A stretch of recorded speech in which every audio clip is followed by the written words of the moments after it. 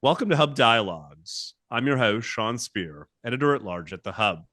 On this episode, we're talking to former Canadian Prime Minister Stephen Harper about his new book, which sheds light on part of our history most Canadians are unfamiliar with. That, as you'll hear in our conversation, is the Canadian flag and the cultural and political battles that led to the country adopting the maple leaf as a symbol of national pride. Former Prime Minister Harper makes the case that it's time that Canada taps into this national pride and cultivates an independent identity in the face of open hostility from American President Donald Trump. Former Prime Minister Harper, welcome to Hub Dialogues and congratulations on the book. Good to see you, Sean. Thanks for having me. It's great to see you too, sir. There's so much to talk about these days, including, of course, your new book, Flags of Canada, which I read over the weekend and would encourage our listeners and audience to check out. And I wanted to ask you a bit about the book, why you decided to write it, what are some of the big underlying themes that you explore, and why you think it's particularly important in the extraordinary moment we find ourselves. One thing that struck me is the extent to which there is a renewed interest in flags these days. The online vexillology movement is rich and growing. Several U.S. states and cities are redesigning their flags. What do you think explains the growing interest in flags, and why, as I asked, did you decide to write the book now? Yeah, a lot of questions there. First of all, why I decided to write it. I tell people I've had this interest since I was a kid. I grew up in the 60s. It was a period of pretty intense Canadian nationalism. That's how I grew up. The flag debate was on, of course. I'm just old enough to remember it. Had a flag collection, read a little bit. My father was, the term vexillology or vexillologist did not exist then, but he had an interest in knowledge of this well. And you may know, Sean, went on to publish later in life the definitive guide to regimental to military flags in Canada. So he was actually quite accomplished in this field in his own right. Anyway, he sparked that interest. I had that interest. And, I kept it as an adult. I can't say I spent a lot of time on it, but what happened was, to be blunt, in the early months of COVID, when I wasn't able to travel, I was sitting in my basement during the day doing business video conferences. Yes. And then at night, watching streaming videos and getting fat and drinking too much. And I just said to myself, geez, I'm not leaving my home. I better get a project of some kind to occupy my mind. So actually, that's when I myself and my artist, Greg, we started working on this. And so it really was a COVID project. And yeah, that's basically the origin. And it's frankly, I'd say from the point of view of interest, really coincidental now that it is coming out at a time where interest in the flag is really at a kind of a recent high. You asked about why the growing interest in flags. Look, I don't know if there's growing interest, Sean. One of the phenomena of the internet age, yes, is that people who have interests everywhere can get together. I also, as you know, I'm a hockey researcher, and I belong to a hockey research organization, like I belong to a vexillologist organization. It used to be you were lucky as a young person if you had one or two friends who did this. Well, now those one or two friends in different cities all over the world form internet clubs of hundreds of people. Yes. And so I think that's part of explains those people are interested and are more interested. I think in the United States, what's happening, the big interest there, of course, as you mentioned, is the redesign of state flags. Because the truth is that most American state flags, unlike Canadian provincial flags, really were not the subject of a lot of historical thought. Basically, what happened is the state crest was often just thrown on a blue background, and detailed crests are really in the modern age not considered good designs for flags. So a lot of U.S. states are looking at their flag for that reason alone. But look, I don't know whether it's worldwide, it's a bigger issue than it was, but certainly those who are interested are talking more with each other than they ever did before. You mentioned your artist, Greg, Prime Minister. But before we get into the book itself, I want to ask about his illustrations. Why did you think it was important to include handwritten depictions of the historical flags, or something like 50 or so in the book, rather Yeah. than rely on online versions? Yeah, good question. And it's not that online versions are inaccurate. A lot of them are very accurate. I just early on I decided, Sean, because we'd be using a lot of illustrations, I just decided I didn't want to get into copyright issues when I eventually came to publication Mm. and getting a million permissions. And I suspect a lot of these things are probably public domain anyway, but I didn't know that. Greg did the illustrations in my hockey book some years ago and wanted to do these. And look, I thought he did a great job. Just for those who don't know, Greg Stoikoyu, the artist, longtime friend of mine, Greg is actually legally blind.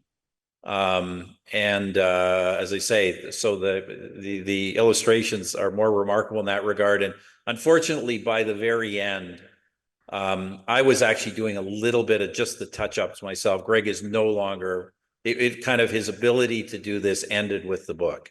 He really is not in a position to do this kind of work any longer. So which is sad, but look, he did a great job on it. And I think they look really well.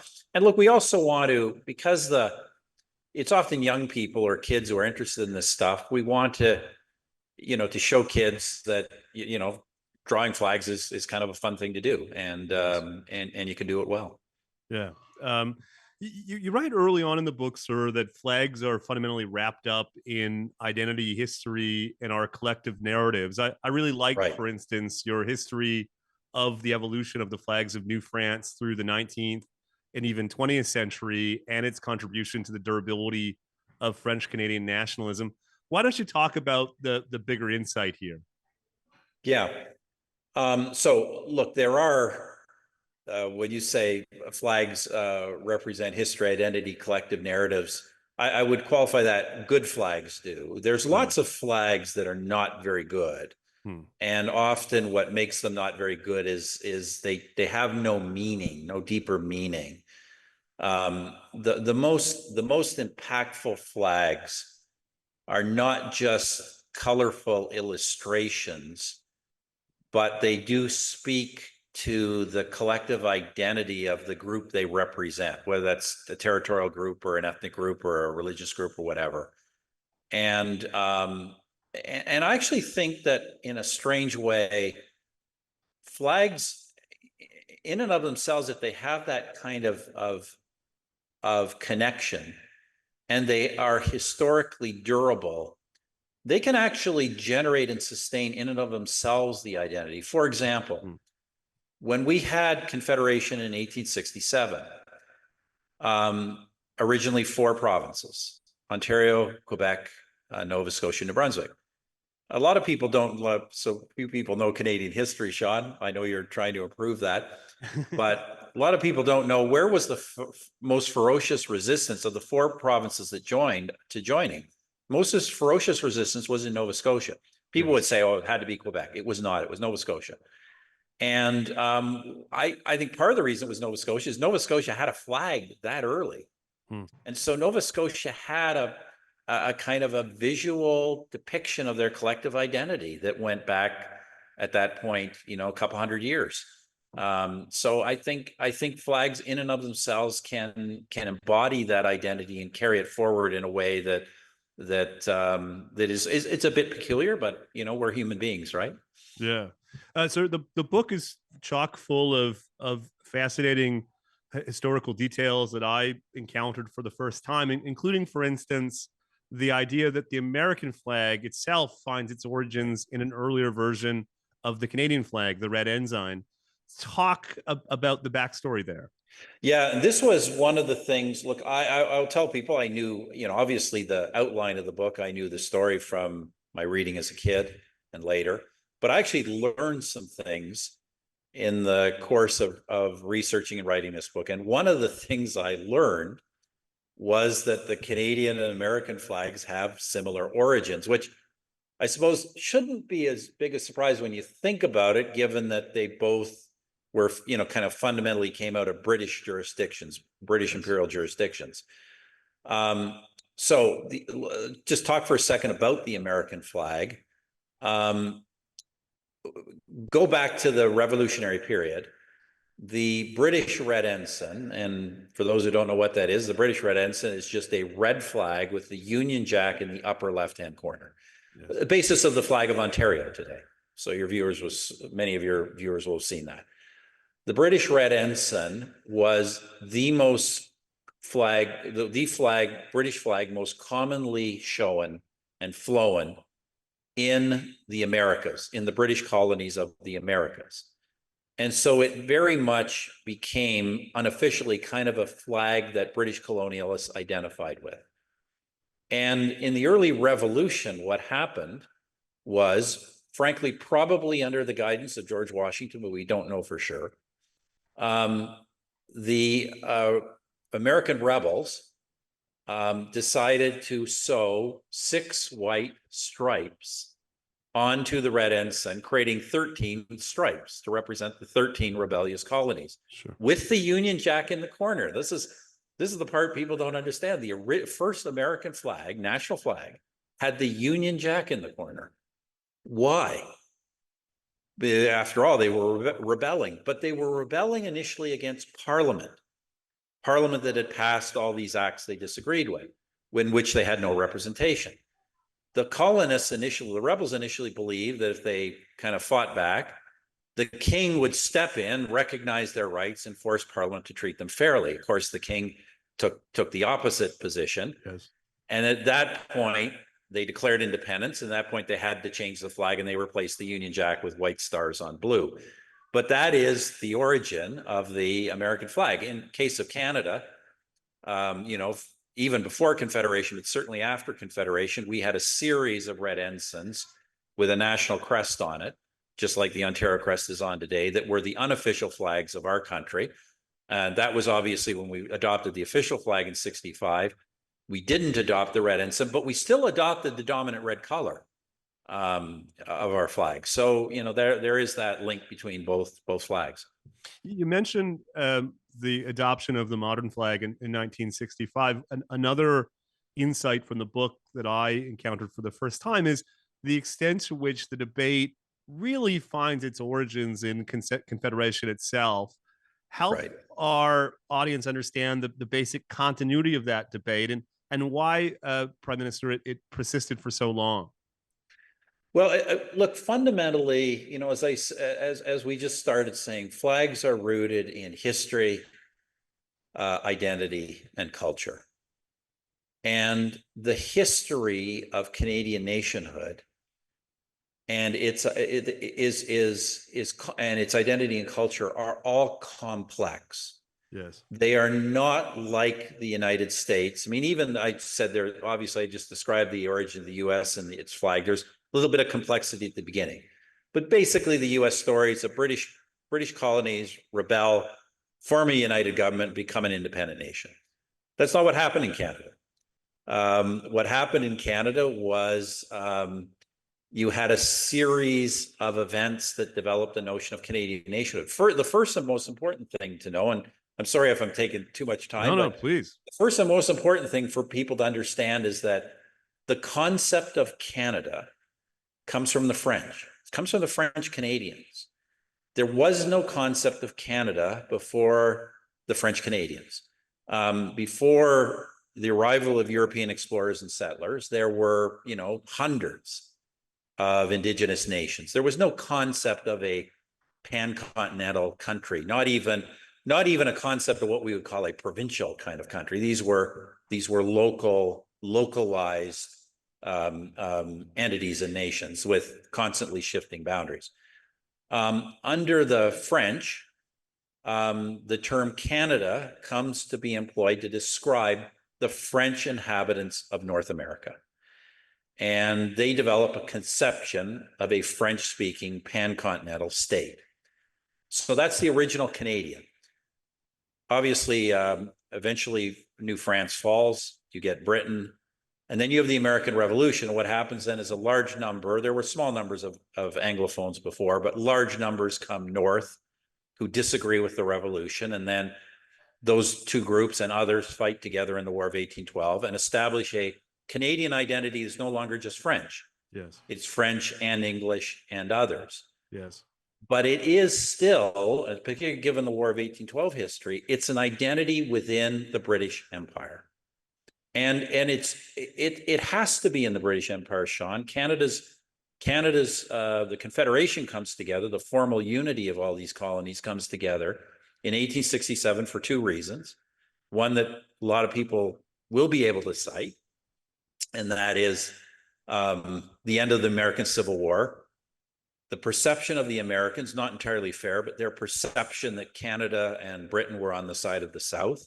Yes. And therefore, there's tremendous worry about invasion from the Union Army. You actually have a secretary, I think he was Secretary of the Interior, but I can't remember, Secretary Seward actually had a detailed plan for the absorption of Canada in the United States, more than one state, by the way. And so this is alarming. It's alarming to French Canadians who will lose their identity. All the things that cause Confederation cause alarming to French Canadians who will lose their identity, alarming to British Canadians who have always who were opponents of the American Revolution and loyal to the Crown, threatening, by the way, to Indigenous peoples, because notwithstanding the mistreatment of Indigenous peoples in Canada, it has been historically a lot better than what they were facing in the United States. Yes. And which is why the Indigenous, when given a choice, always fought on the British or Canadian side. Obviously threatening to Black people who had long been free in Canada and were not free in the United States until Lincoln.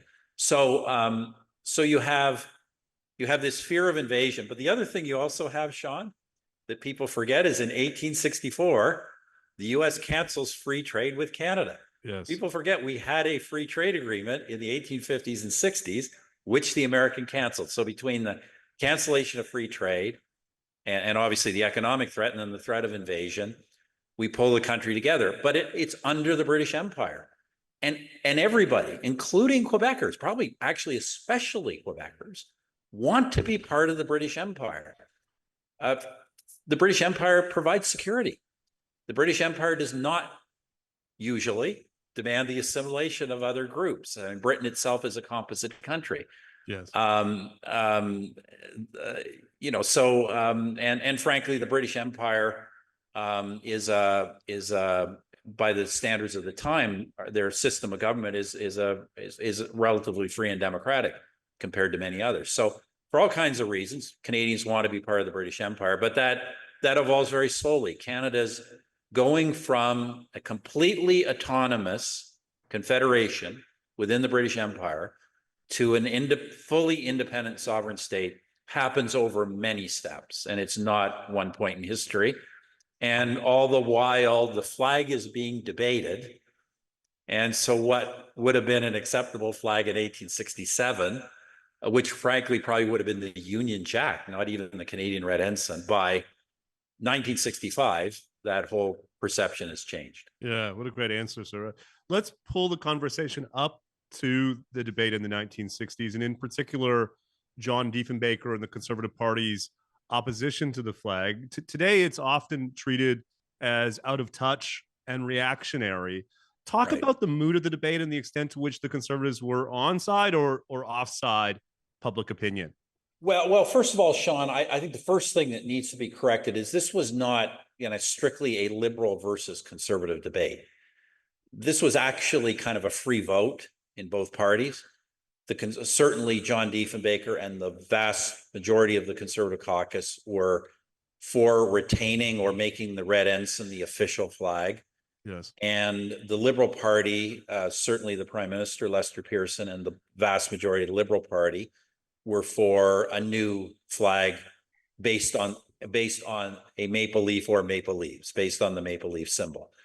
And but it wasn't they were not iron party lines. There were people on different sides in both parties. Well taken.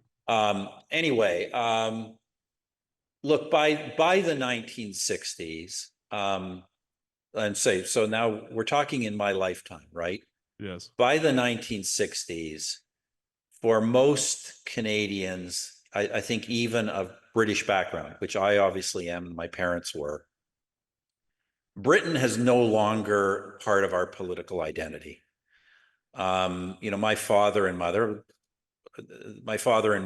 would, if you ask somebody, my father thought about these things, he would tell you he was proud of the British traditions, the crown, the parliamentary system. But my father did not believe Britain was his country in any way. It was his heritage. Yes.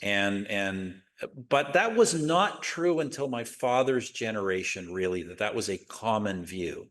And there were still people, even in my father's generation, who thought that our connection to Britain and the British Commonwealth was still inextricably linked to our political identity as Canadians. So that view still existed. And it was very common among older Canadians. Yes. Obviously very common. We remember at that period, we had a lot of British immigration coming to Canada. So there were still a lot of recent British immigrants. Growing up in Toronto, one of the biggest radio programs was CFRB's Calling All Britons. Yes. Huge audience of British people living in Canada who listened to the program. By the way, 1963, that program was the first program ever in North America to play a Beatles record. Beatlemania, which had hit Britain long before or months before it came to North America. Anyway, so you had those lots of people who still had that identity, even though it had shifted. And then, of course, you had the additional complication, Sean, of war veterans. And by the Second World War, the vast majority, I'll put it this way, by the Second World War, the Red Ensign during the war really became clearly the Canadian flag, as opposed to the Union Jack or as opposed to some other flags. It became the main flag of the war effort. So a lot of these veterans who had fought under the flag had a ferocious loyalty to that flag in and of itself, regardless of whether or not their identity was necessarily British. So I say you had still a bit of mixed identity, but it had changed and was changing rapidly. And certainly by my generation, I mean, I'm very proud of my British heritage, very proud of much of the history of Britain, but no way do I think of myself as British. Like I'm not a British person. But that was shifting. So they were, so Diefenbaker himself was a guy who, even though he's part German, right? The only Canadian of non-British and French extraction ever, which is amazing. We talk about a multicultural country, but we've only had one prime minister who wasn't fully British or French, and that was John Diefenbaker. And but he had a partly British extraction. He was extremely proud of it. He'd also been a lifelong defender of the Union Jack and was from, he was an older generation than my father. He was from the generation where, although Canadians saw themselves as an independent nation, they saw themselves as an independent nation inextricably linked to Britain politically in an international sense. Sir, your comments about how identities change and evolve is a good segue to the next question I wanted to put to you. Many of us are currently revising our histories to account for voices and perspectives that were left out of previous versions. We're also, of course, working to bring our society's growing diversity into a new national identity. How does the flag interact with those efforts? Should flags be immutable, or is it appropriate to redesign them over time in your mind? Well, the fact of the matter is, Sean, as you know, and you've learned from reading the book, the fact of the matter is that flags change a lot not over the years, sometimes over the decades, but they change a lot over the centuries. Yes. For various reasons, often because fundamentally governance regimes change. Look, I would say that today's Canadian flag, in a sense, transcends that. Like historically, a lot of flags were derived from royal emblems or emblems of state. And those things were very intricate, and they incorporated, multiple themes. For example, Canada's coat of arms today there's not a single shield. There's a shield that contains the royal marks of England, Scotland, Ireland, France, and 3 conjoined maple leaves, which is the royal mark of Canada. Yes. If you were, and that, by the way, in cloth form is the Canadian flag of King Charles III. But if you were designing a national flag today, that would raise all kinds of questions. Well, why is there nobody in there other than French or people from France or from the British Isles? What our flag has done is instead, it's not about the modern flags are less complex. They're not about the complexity of identity. They're about usually single themes of identity. Yes. The single, for over 200 years, the single most common symbol identified by people who live in the land of Canada, whether they're French, English, or whatever, has been the maple leaf. And so in a sense, it just rises above all of that complexity and that debate. The debate you refer to is real. It shouldn't be ignored. But we actually have a flag that doesn't need to adapt to that. And frankly, in my view, shouldn't adapt to that. In other cases, it's different. Part of the reason you asked about the redesigning of American flags is many of the crests, they're exclusionary or they're controversial for the way they depict certain histories, and they're just not necessarily appropriate today. But there's nothing about Canada's flag that shouldn't endure for a long time to come, providing the country endures. If I can pull back a bit, you're clearly someone with a strong interest and attachment to Canadian history. That was part of your governing agenda as Prime Minister. After the past decade or so, sir, one gets a sense that there's a hunger for renewed commitment to our national history and a shared sense of identity. Let me put it to you. Do you agree with that characterization? And if so, what do you attribute it to? Well, I think there's two. I think that's true. It's very true, Sean. I think there's two or three things. Let me talk about a big thing and then something more specific to Canada. Sure. I do think that the modern world, the kind of globalized internet modern world, you interviewed me about my previous book. And I hate to say it, but kind of the Davos elitist agenda that kind of dismisses all collective identities as anachronistic. Yes. I just don't think that's how people live. Yes. We have this ongoing debate in politics and philosophy. Are human beings fundamentally social creatures or fundamentally individuals? Yes. I think the reality is that we are both. Like, we're very complex beings, and yes. I don't think that most healthy human beings have no collective identity. And certainly the mass of people, the ones who aren't very rich and very mobile and very connected, actually rely on those greater collective identities and the loyalties and the bonds that they create. So yes. I do think there is a rebellion in the world against this kind of, as I say, Davos elitist agenda that, unless you're in that kind of class, you're kind of somehow a human being from a dinosaur age. I just think it's wrong and people don't like it. Yeah. So I think you have that generally. I think specifically in Canada, look, I don't mind saying, I think we've had a government, sorry to get political here, but we've had a government that has been very outspoken about the fact that, they don't really believe in Canadian nationhood, certainly not as a cultural expression. The Prime Minister's been famous on this. He's also the guy that lowered our flag to half-mast for like a year and a half or something. It was no other country's ever done that. Yes. Very different than his father, by the way, who in many ways is associated with Canadian nationalism. Certainly this government, if anything, seemed allergic to it. And then, of course, now we have, for the first time in my lifetime, first time in my parents' lifetime, not my grandparents' lifetime, but the first time in, now what's 3-4 generations, that we suddenly have the prospect of a United States that is not a friendly country, a hostile country, which was, so core to why Canadian identity existed in the first place. And so I think these recent events have also sparked that. I got to say, Sean, you asked me about the origin of this book, and I think a lot of people would think that what's going on with Trump, that I just came up with this book and all these statements with Chrétien and the other prime ministers about the flag.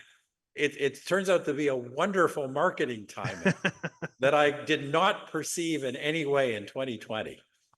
Well, one thing you have written recently, sir, is an op-ed across the Post Media chain. We're speaking today on February 20th, where you reflect on the provocations from President Trump and what it means for Canadian nationhood and what ought to be our collective response.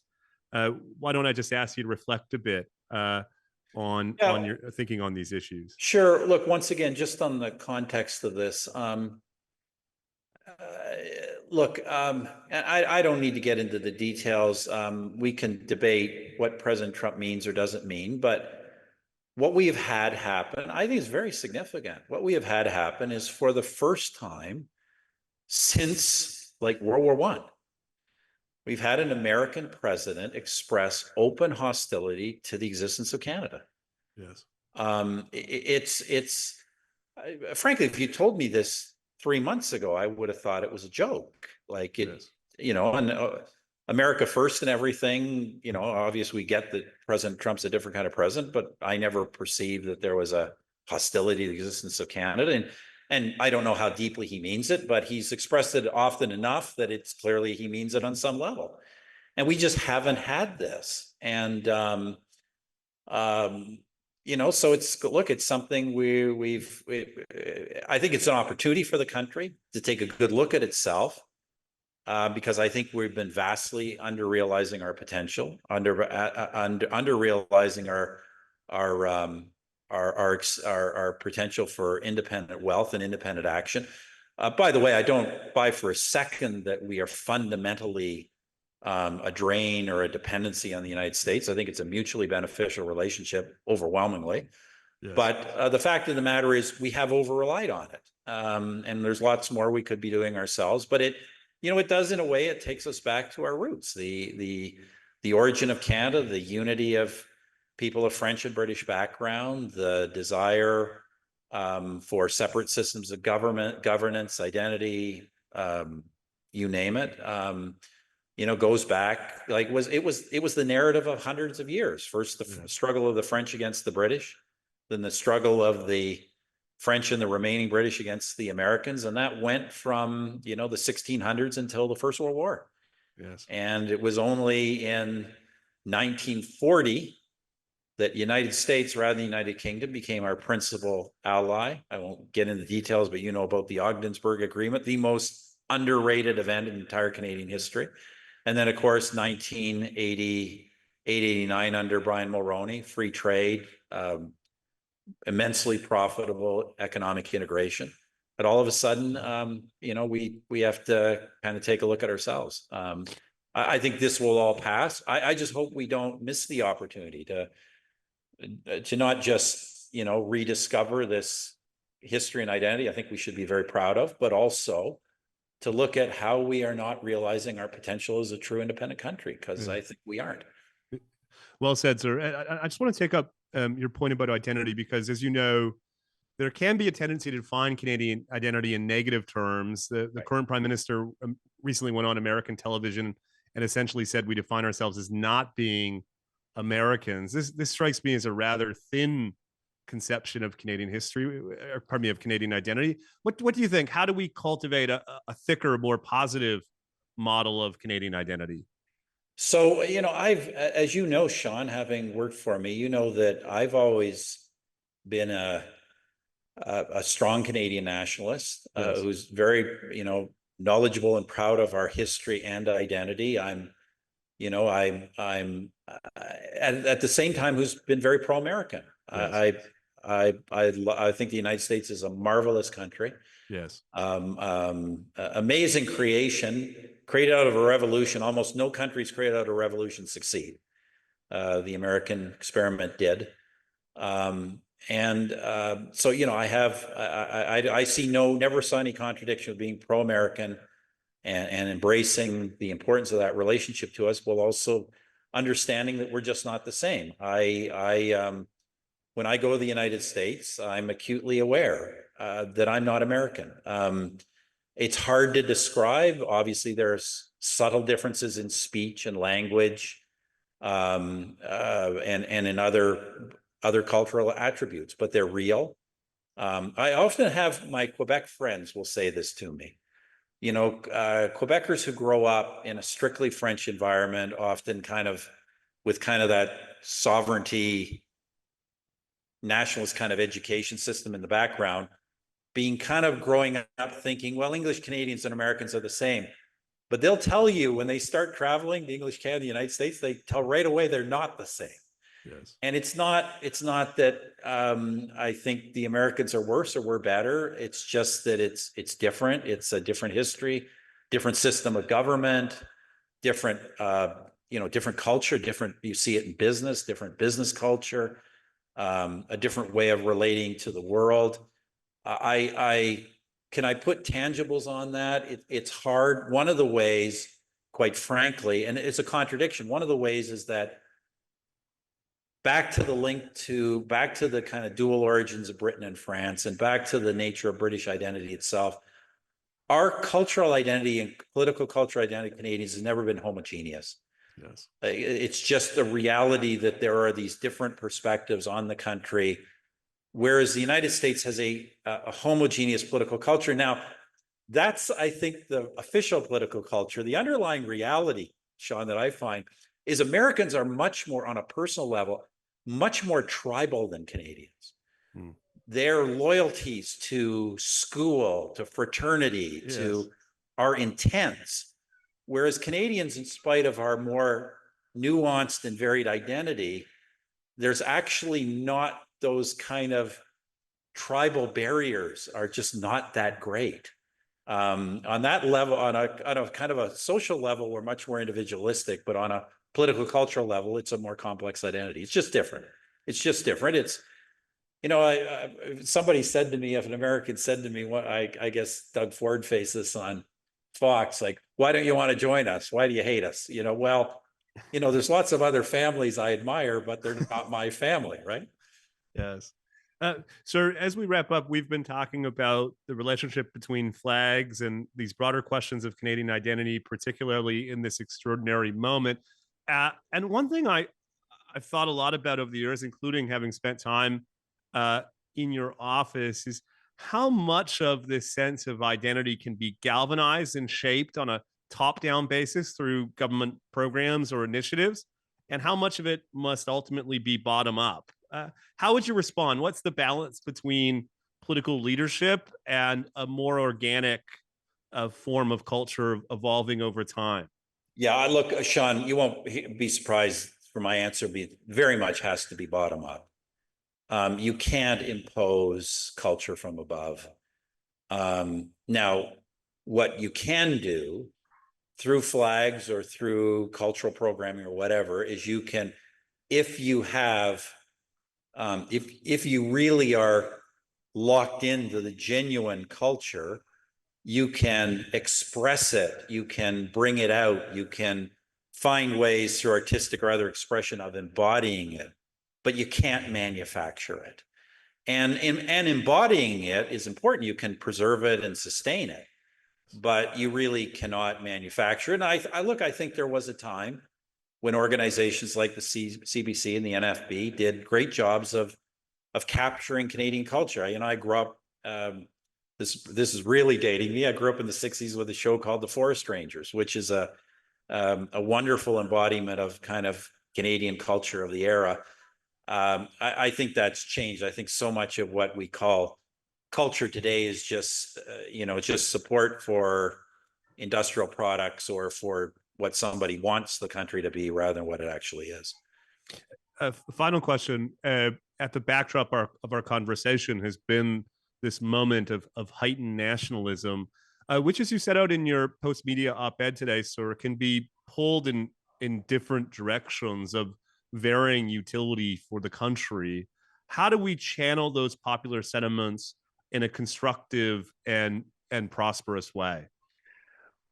Sean, you may or may not recall that for a period of my prime ministership, when we were defining our place in the world and our approach to other countries, I used the term, what I called enlightened sovereignty. I do remember it well.